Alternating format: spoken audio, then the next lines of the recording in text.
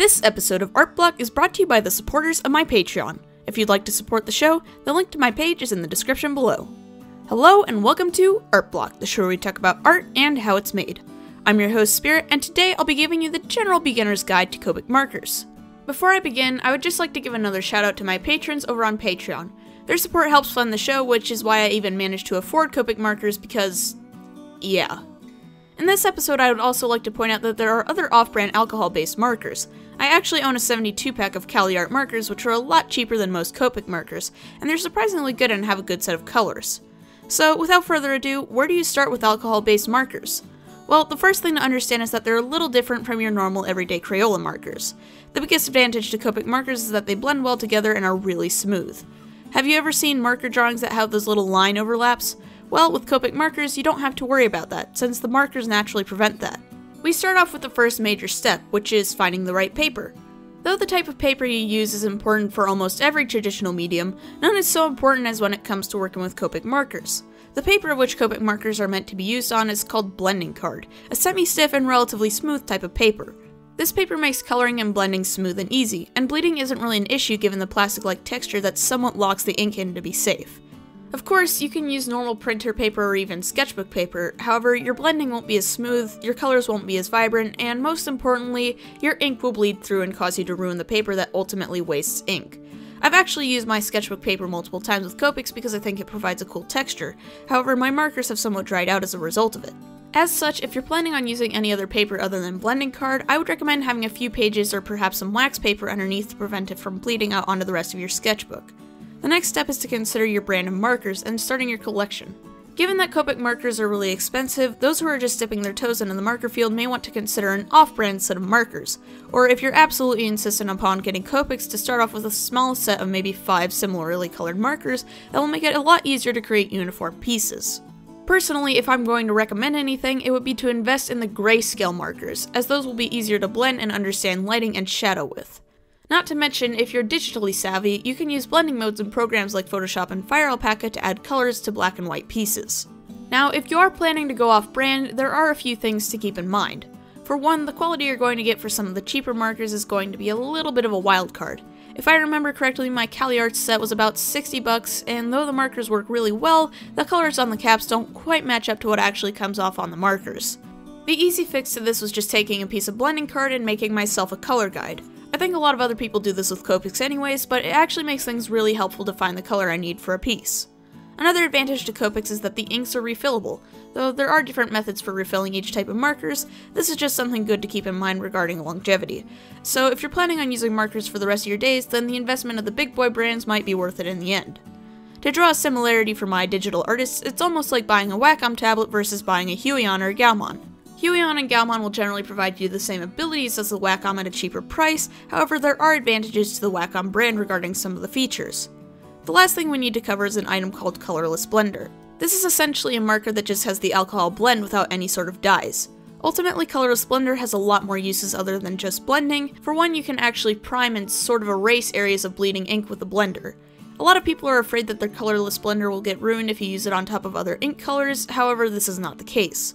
Occasionally the blender might get a little bit of darker ink color residue wherever you use it, so I would maybe recommend just having a piece of scratch paper next to you just in case.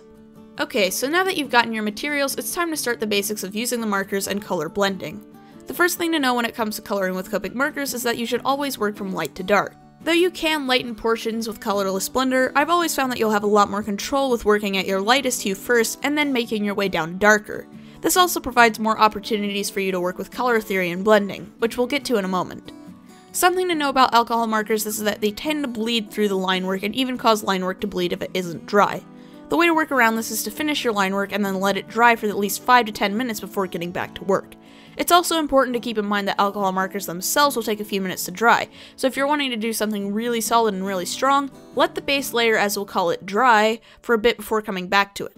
The next thing I want to talk about is gradients and color blending.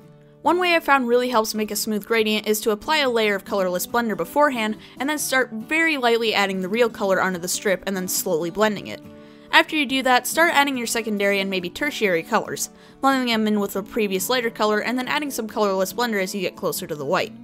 When it comes to doing gradients with any other colors, my suggestion would be to start with the two colors of the same value, then carefully blending them together slowly.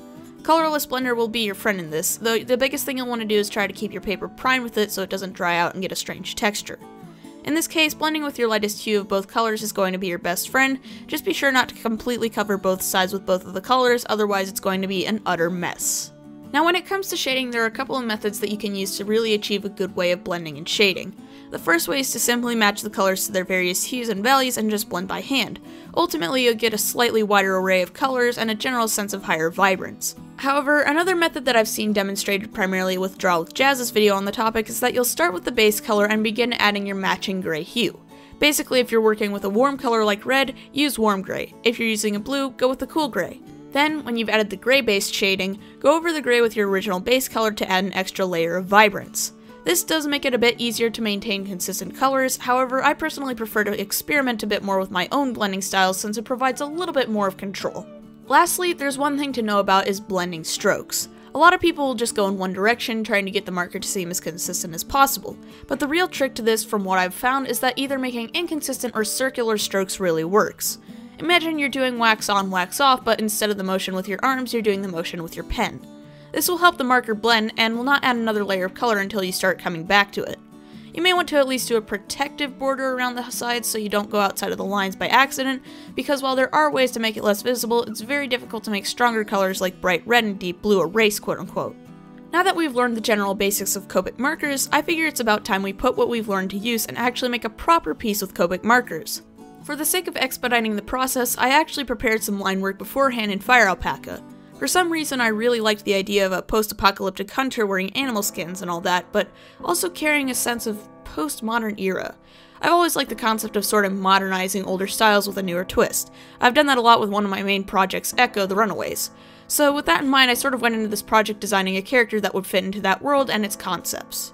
When it came to deciding colors, I ultimately prioritized a more lively color sense, doing my best to incorporate the earth tone set of Copics and using the leather and oriental colors as the main parts of the coat and the rest of the outfit. A bit of a design quirk I've implemented into Echo's world building is the color coding when it comes to the characters and their outfits. Generally, those wearing black pants are meant to be in some sort of tribulation or attempting to work through something, whether it be emotional or physical. In the opposite case, white pants, or I suppose white leggings given the characters wear tunics, tend to represent a renewal or discovery of new things. And only when dirty or stained does it represent the trials of life returning. Given that the hunter is living in a post-apocalyptic setting, I felt that keeping his wardrobe to mostly natural and dark colors would be a good angle. Given that resources would be a bit slim, and in general keeping them in good working condition wouldn't always be the easiest. As such, I decided to add a little bit of a mismatching element to some of the clothes as well. Those who have ever played the Fallout games probably know that you can take clothes from others after you kill them, so I thought that it would be an interesting touch to have him sort of incorporating different elements from other characters that he might have come across his way. Inevitably, there's a certain tragedy to living in a somewhat broken world. When it came to sketching the character, I originally thought that maybe he could lose a limb, or maybe an eye. Ultimately, I decided to have him lose an eye, covering it up with a sort of makeshift means just to show the desperation of the now harsh landscape. Something that actually came to mind when it came to designing the character was the concept of keloid scarring.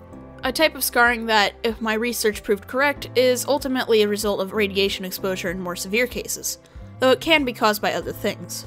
Ultimately, I decided not to include it, partly because while nuclear radiation is devastating, even in nuclear annihilation, it wouldn't cover the entire planet per se.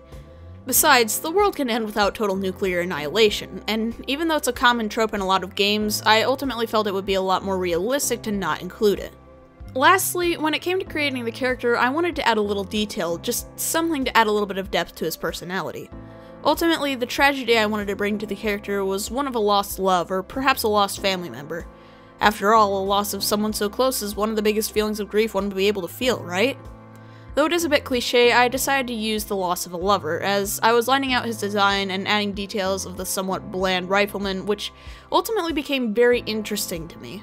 Perhaps he was a family man, living in the American Midwest when the war began, maybe taking shelter in a bunker installed near his workplace and then coming home later that day, only to find that his wife and children had been unable to make it to their home shelter in time. There, he would retrieve his wife's wedding ring, putting it on a chain necklace and wearing it around his neck as he buried his family in the yard of their now destroyed home. Admittedly, one of my favorite things about designing characters is that it really gets me thinking on what their backstories would be and what the world they would be living in. I found that it can go either way when it comes to world building and design. In cases like Echo, the ideas came from the world building first, and then the character's appearances sort of molded and reacted according to how the world operated. That's kind of the fun of designing these characters, and with the markers in hand, it was just sort of nice to sit back and not have to overthink about the execution as much. One thing that I did want to save for the actual demonstration part was the use of a white gel pen. I actually had to go buy one from Michael's the night before shooting this video so I could show this technique. Essentially, the purpose of the gel pen when using Copic markers is that after the markers have dried on the paper, the gel pen can be used to add on highlights and accentuate little details on the character that may not have been visible. I think one of the most common uses for this is adding shine on the eyes and other metal accessories, but especially in dark backgrounds, I found it useful to accentuate little details on the character, and in general just help them stand out. And there we have it. That is how you use alcohol-based markers. Are there any tricks I discussed in this video that helped you with your art? Is there something I might have missed? Let me know in the comments below. And that's about it for today's show. If you guys liked what you saw and you want to see more, make sure to subscribe and hit the bell. It supports me and is practically free. Also be sure to follow me on Twitter and DeviantArt where I post artwork and updates about the show. Want to chat? I have a Discord server where we can do just that. Links are all in the description. Thank you all so much for watching. I'm Spirit, and I'll see you next time.